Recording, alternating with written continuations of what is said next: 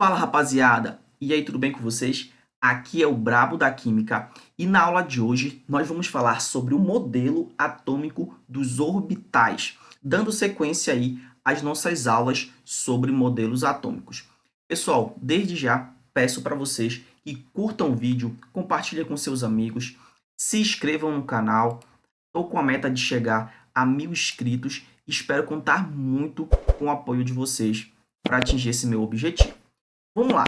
Antes de entrar no modelo atômico dos orbitais, vamos falar aqui de três cientistas que deram um pontapé inicial para o estudo dos orbitais atômicos. Primeiro, tá? O de Broglie, ele passa a considerar o elétron, tá, com caráter dual, assim como a luz. A luz, ela tem caráter dual, ou seja, ela se comporta como onda e também como partícula. E o de Broglie pegou essa ideia e aplicou também aos elétrons. Perfeito. Heisenberg, princípio da incerteza. Não é possível calcular a velocidade e a posição do elétron ao mesmo tempo. Se eu for calcular uma, eu vou ter um problema ali em calcular a outra. Perfeito. Schrödinger, tá? Como veio esse princípio da incerteza do Heisenberg, o Schrödinger criou o conceito de orbital. O que seria o orbital, pessoal? É aquele local com a maior probabilidade de se encontrar um elétron. Tá? Como não é possível prever a posição correta dele, mas sim aquela posição mais provável de se encontrar um elétron, o Schrödinger chamou de orbital. Tá? Então, esses três postulados aí são importantíssimos para nós estudarmos o modelo dos orbitais atômicos. Então, a partir desse momento, o elétron ele passa a ser descrito pelo seu conteúdo energético. Vamos seguir aqui. Pessoal, falando aqui do surgimento dos subníveis. Lá no modelo atômico de Bohr, vou deixar o vídeo aqui no card para vocês, que nós falamos em um vídeo anterior, nós falamos das 7 camadas eletrônicas, né? K, L, M, N, O, P e Q, tá? E os espectros dos elementos químicos, cada elemento químico ele emite um espectro diferente. E são essas faixas de cores que vocês observam aqui, são os nossos espectros. Então, cada elemento químico aí tem um espectro diferente. E olha só, com a ampliação desses espectros dos elementos químicos, ó, a gente consegue observar que ampliando esses espectros, a gente consegue encontrar dentro desses espectros algumas outras faixas de cores que nós chamamos de subníveis. Então, olha só, além de a eletrosfera ser formada por camadas K, L, M, N, O, P e Q, essas camadas ou níveis de energia vão se dividir em subcamadas ou subníveis. Os cientistas ampliaram aí o estudo desses espectros e conseguiram observar que alguns desses espectros se dividem em outros, tá, subníveis. Perfeito? Esses espectros aqui eram as nossas camadas eletrônicas, beleza, pessoal? Nós chamávamos lá de camadas. Tranquilo. Então, olha só. Cada subnível ele comporta uma quantidade máxima de elétrons. Perfeito? Vamos lá. O subnível S comporta 2, o subnível P, 6, o D, 10 e o F comporta 14 elétrons. Perfeito? Entendemos aí, então, como é que está funcionando esses subníveis. Vamos lá, pessoal. Com base nisso, foi montado, tá, o que nós chamamos de diagrama energético.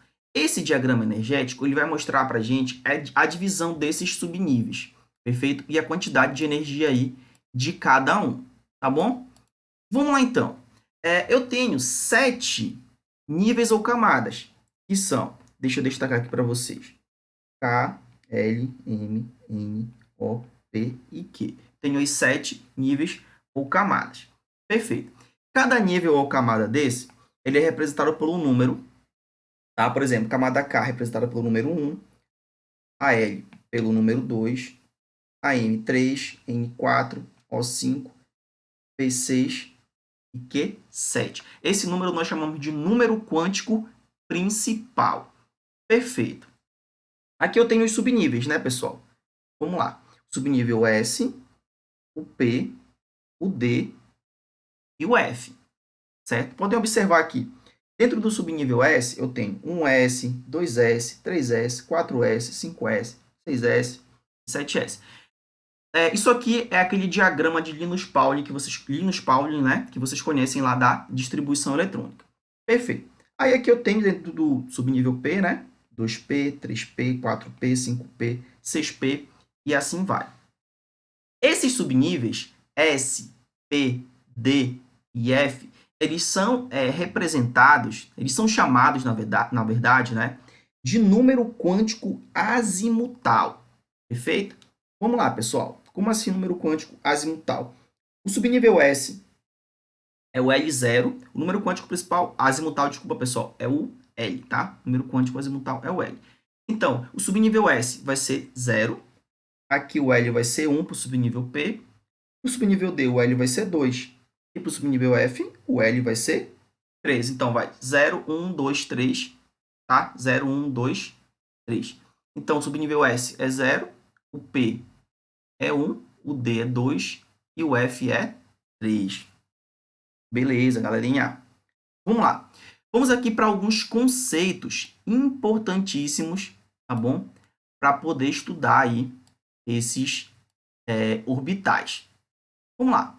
Níveis energéticos ou camadas eletrônicas. No total, pessoal, eu vou ter 7 níveis de energia, tá? Ou 7 camadas eletrônicas, como vocês podem observar aqui, ó. 7 níveis de energia ou 7 camadas eletrônicas. K, L, M, N, O, P e Q. E elas são identificadas, tá? Pelo número quântico principal, como eu falei para vocês. A camada K é o número 1, a camada L é o número 2, M é o 3 e assim vai. O número quântico principal ele vai variar de 1 até 7, porque eu tenho 7 camadas eletrônicas. Perfeito. Os subníveis ou subcamadas de energia, tá? Esses subníveis são 4, S, P, D e F, tá? Então, tenho 4 subníveis aí, S, P, D e F. E eles são identificados pelo número quântico azimutal, que a gente representa pela letra L, tá? E vai de 0, pessoal, até 3. Ou seja, se tiver o último elétron no subnível S, vai ser o 0. Se tiver no P, vai ser o 1. Se tiver no D, vai ser o 2. Se tiver no F, vai ser o 3. Perfeito? Agora vamos falar dos orbitais, tá? Como eu falei para vocês, o orbital é aquela região, tá, com maior probabilidade de se encontrar um elétron, tá? E cada subnível, ele comporta uma quantidade de orbitais. E esses orbitais, por consequência, eles comportam uma quantidade específica de elétrons. Por exemplo, vamos aqui para o subnível S, pessoal. O subnível S, ele só comporta um orbital. Perfeito? Está aqui o nosso orbital. Deixa eu colocar aqui para vocês de vermelho, né? Essa caixinha aqui, pessoal, é como se fosse o nosso orbital. Beleza? Ó, o subnível P, que está bem aqui, ele comporta 3 orbitais. Eu tenho 3 caixinhas, tá? O subnível D comporta 5 orbitais. Eu tenho 5 caixinhas, tá? E o subnível F comporta 7 orbitais. Eu tenho 7 caixinhas. E cada caixinha dessa, cada orbital, ele comporta no máximo 2 elétrons. Perfeito? 2 elétrons. E olha só, subnível S, né, como eu havia falado para vocês, suporta 2 elétrons, porque cada caixinha, cada orbital suporta 2 elétrons. O subnível P, ele suporta no máximo 6 elétrons, porque ele tem 3 orbitais e cada orbital suporta 2, né? Então, se cada orbital suporta 2, no total aí eu terei 6 elétrons. E assim por diante, com o subnível D, que suporta 10 elétrons e tem 5 orbitais, e com o subnível F, que suporta 14 elétrons e tem 7 orbitais. Vamos lá. E os orbitais, eles são identificados pelo que nós chamamos de número quântico magnético, tá? São identificados aí pelo número quântico magnético, tá? Chamado de ML ou simplesmente M. São esses números que estão dentro das caixinhas aí. Onde parar o elétron, tá? Vai ser o número que a gente vai identificar. Daqui a pouco eu vou dar um exemplo para vocês. Vamos seguir aqui. Outros conceitos importantes, tá? Como eu havia falado para vocês anteriormente, o orbital suporta no máximo 2 elétrons. Perfeito? Suporta no máximo 2 elétrons. Já já nós vamos falar aqui de spin. Calma aí. O orbital suporta no máximo 2 elétrons, como eu havia falado. Aí surge aquela pergunta. O elétron tem carga negativa, certo? Será que não vai haver uma repulsão entre esses elétrons dentro do orbital? Beleza, tá? Vamos já falar um pouquinho sobre essa repulsão aqui. E a rotação dos elétrons, tá? Tranquilo. Pessoal, imaginem comigo aqui uma caixinha de um orbital, tá? Uma caixinha de um orbital. Ó, como cada orbital comporta 2 elétrons, um elétron vai estar com um spin para cima e o outro com um spin para baixo, tá? Ou seja, a rotação dos elétrons é o que permite que eles permaneçam no mesmo orbital, perfeito? Então, eles vão ter campos magnéticos que se atraem, tá? E se repelem, perfeito? Então, como eles estão na mesma caixinha, no mesmo orbital, mas com spins opostos, eles não vão se repelir, perfeito? Então, eles vão conseguir ficar ali no mesmo local, perfeito? Tá? Vamos falar aqui um pouquinho sobre o princípio da exclusão de Pauli. Um orbital comporta no máximo 2 elétrons, perfeito? Já sabemos disso. Com spins opostos, tá? Opostos, desculpa. E o spin, tá? Ele é identificado pelo número quântico de spin, perfeito? Que é chamado de ms ou simplesmente s, tá? E se o spin estiver para cima, ele vai ser um spin negativo e a gente vai considerar ele como menos meio, tá bom? E se o spin estiver para baixo, é um spin positivo e nós vamos considerar ele como mais meio, perfeito? Vamos lá, então, a um exemplo aqui para a gente entender. Considere que eu fiz a distribuição eletrônica de um elemento químico e ela terminou em 1s2. Tá? Vamos identificar aqui os 4 números né, quânticos desse elemento químico. Vamos lá, pessoal. Primeiro, esse número 1 que está aqui à frente, deixa eu colocar aqui de vermelho, o número 1 que está bem aqui, ele é o nosso número quântico principal, certo? Ele indica para a gente a quantidade de camadas eletrônicas que aquele elemento químico possui. Perfeito? Se ele está aí, 1s2 é a distribuição eletrônica dele, é porque ele só tem uma única camada, que é a camada K. Então, perfeito? O número quântico principal vai ser igual a 1. Beleza? Tá, pessoal. E agora? E esse S aí? Significa o quê? Vamos voltar um pouquinho aqui só para vocês lembrarem. Ó, galerinha. S, P, D e F, tá?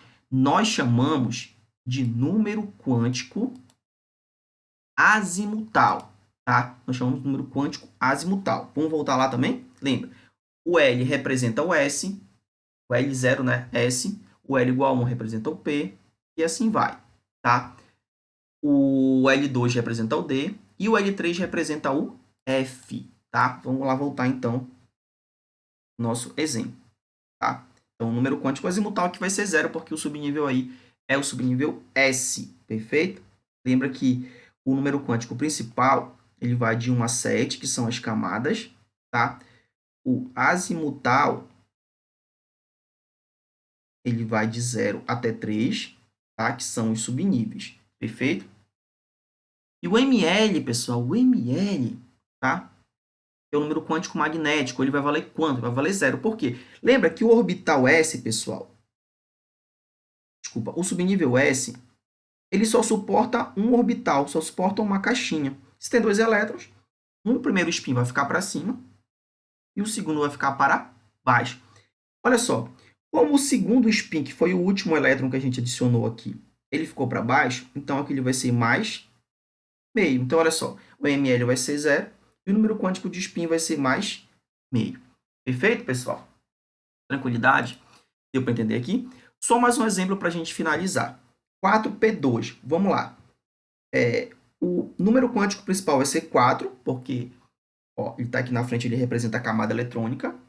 Tá? O número quântico azimutal, lembra que o S é 0, o P é 1, o D é 2 e o F é 3. Se aqui eu tenho o P, é porque o meu número quântico azimutal ele vai ser o quê? 1, que representa o P. Vamos lá, pessoal. O subnível P ele suporta 3 caixinhas, que são 3 orbitais, certo? Vamos lá, então. Ó, aqui estão as 3 caixinhas. Aqui em cima eu tenho 0, aqui para a direita eu tenho mais 1, aqui para a esquerda eu tenho menos 1. Perfeito? Tá? Então, olha só, que nem lá o nosso gráfico, né? Lá da matemática. Perfeito. E aí, galerinha, só para a gente finalizar aqui, o ml. Ó, coloquei o primeiro elétron aqui no menos 1, certo? Prestem bem atenção. O segundo elétron vai aqui no 0, tá? Então, é por isso que o número quântico magnético aqui, pessoal, o ml ficou 0, tá? E esse spin é mais meio ou menos meio. Observem que o elétron que eu adicionei, né? Ele ficou aqui para cima. Então, por isso, o spin vai ser menos meio. Perfeito? Então, galerinha, tá? Estamos aqui finalizando a nossa aula, né? Só para finalizar aqui e tirar uma dúvida de vocês, como é que eu vou adicionando os elétrons aqui? Por exemplo, galerinha, se aqui fosse 4p6, né? Fosse 4p6. Eu colocaria o primeiro para cima, também para cima, tá? Eu só começo a preencher um orbital depois, o orbital aqui do início, depois que todos estiverem preenchidos. Então, coloquei aqui em todos. Como eu já preenchi todos, agora eu vou colocando aqui para baixo. Ó. Um aqui, e deu um total aí de 6 elétrons. Como o último que eu adicionei aqui, ele ficou para baixo, o spin aqui seria o quê? Mais meio. Perfeito? Então, galerinha, valeu aí pela presença de vocês. Tchau, tchau. Tamo junto e até a próxima.